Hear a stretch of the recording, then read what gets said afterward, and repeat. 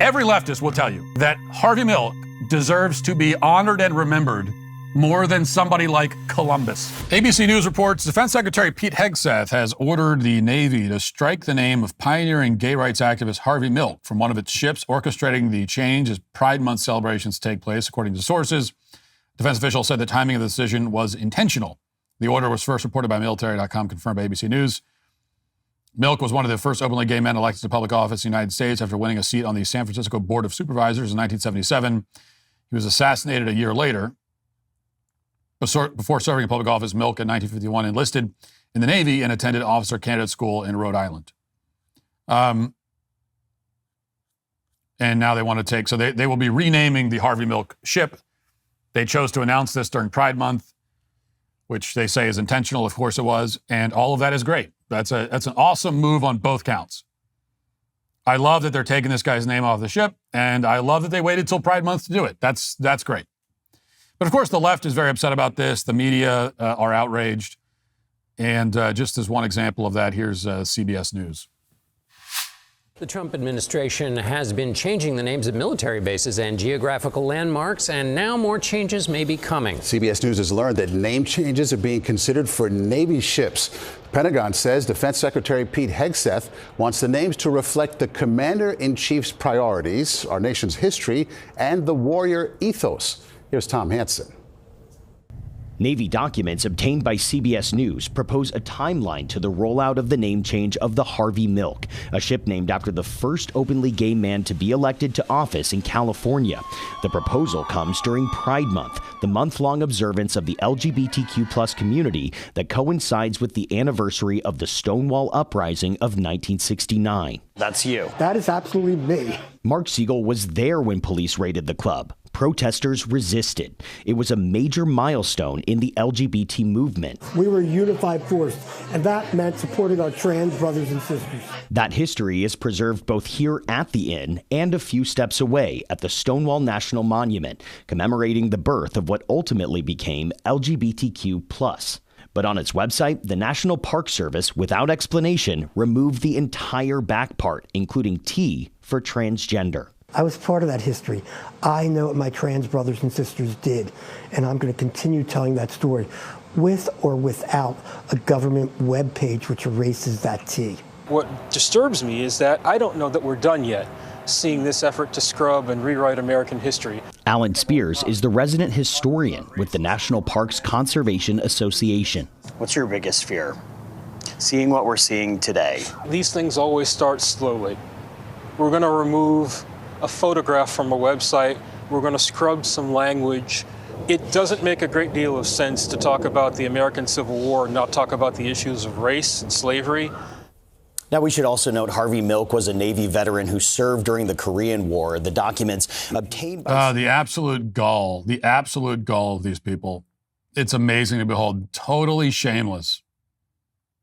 Right, so now we're concerned about erasing American history. Now you're worried. Now you're concerned that we might be starting slowly and erasing American history. It starts with removing a photograph from a website.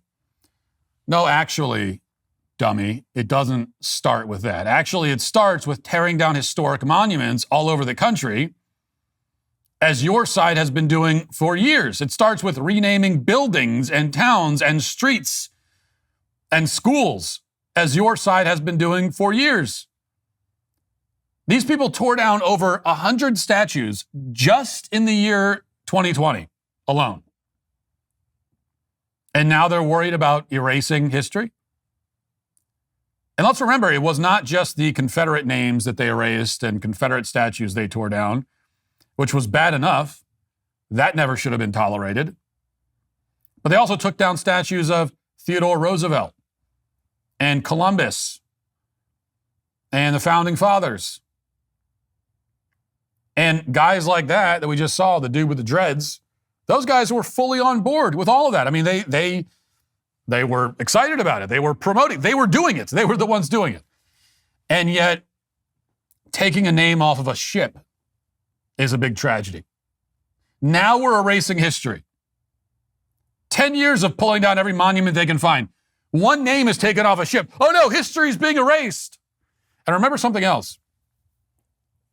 Remember that when they were running around tearing down statues, they would often say, you probably remember this, that our complaints were unreasonable because when we would say, oh, when we said this, you're erasing history, they would say, well, no, we're not, because the statues are only 100 years old. They would say this all the time. Did you know? Oh, yeah, we tore down that statue. But did you know they actually put it up only in 1930? What's the big deal?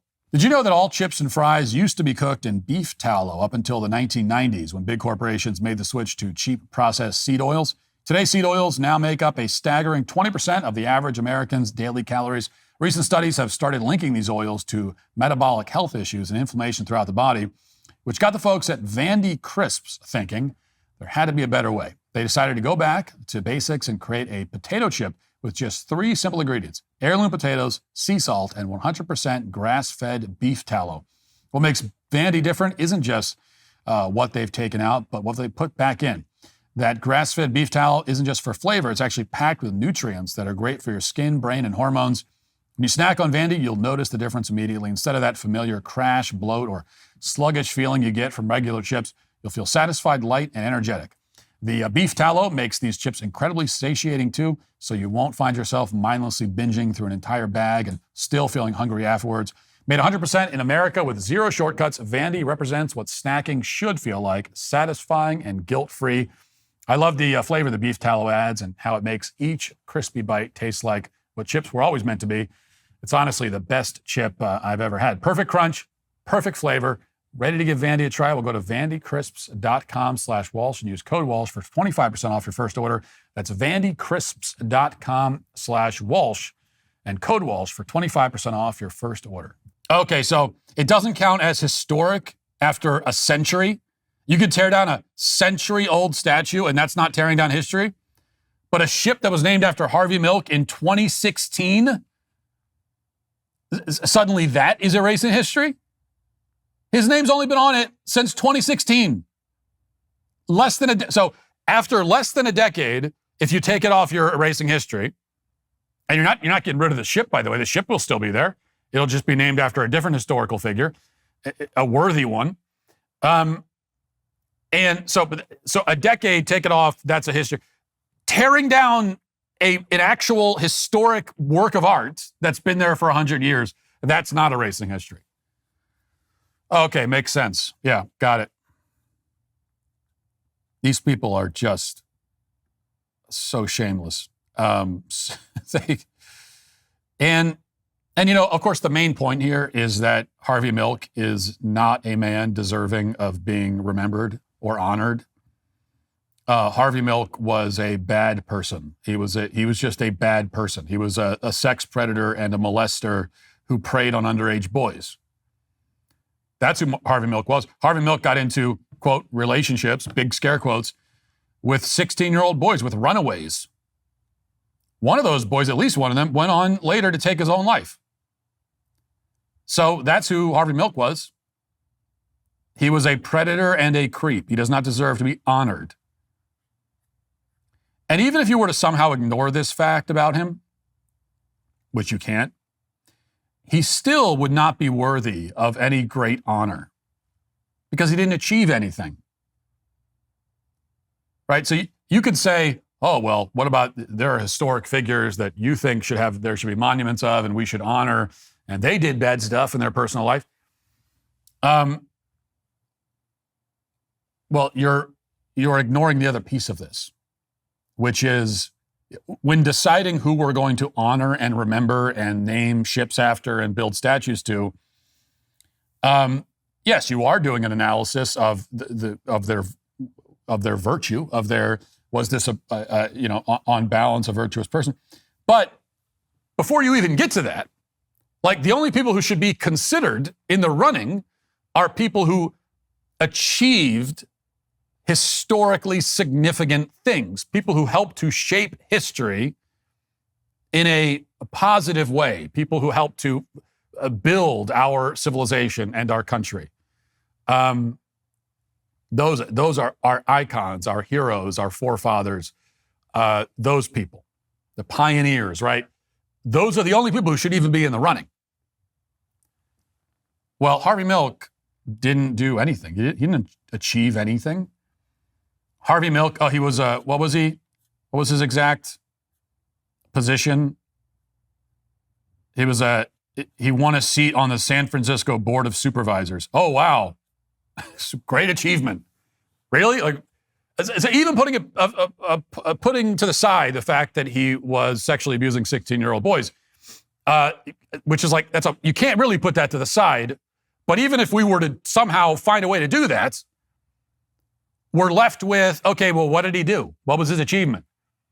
Oh, he was a San Francisco Board of Supervisors. So? Who cares? If Harvey Milk never existed, how is the world different today? In what way? You could argue it would be a little bit different, but in a good way. Because, yeah, he was a champion of the, quote, gay rights movement. And what good has come of that, exactly? In what way has the, quote, gay rights movement improved society? Look around at society right now.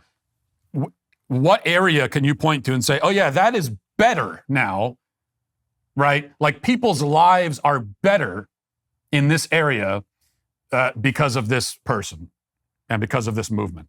I don't think you can do that. So he didn't achieve anything of significance. It's like I keep, like, they're so shameless, the absolute gall of these people, that they would tell you, I mean, this is what they really believe. Every leftist believes this. This is not a straw man. Every leftist will tell you that Harvey Milk deserves to be honored and remembered more than somebody like Columbus. Columbus, who is responsible for one of the great achievements in the history of Western civilization. Our entire civilization looks different in fundamental ways we can't even conceive of if Columbus didn't exist. In fact, Columbus is the kind of guy that if he didn't exist, that would have a ripple effect so significant that it's a very good chance that none of us would exist right now. I mean, there would be people on Earth, but not us. Like the particular chain of events that led to all of us existing in the first place was deeply affected by guys like Columbus. Now, does that mean that Western civilization never would have made it into the New World? No, that was at some point that would have happened. But that whole story would have been so different that it would have fundamentally altered our lives, and to the point of probably most of us don't exist in the first place. So that's what we're supposed to believe, and it's totally absurd, and that's before you get to the moral. That's before you get to the moral and ethical flaws of this man, which were quite significant, and something that leftists will just not contend with. Like they won't contend with that. They'll pretend they won't talk about that. There's no denying it, by the way. There's no one denies that. Even Harvey Milk's most favorable biographers will not deny that the guy was, as they would say, in a relationship with a 16-year-old a boy when he was in his 30s,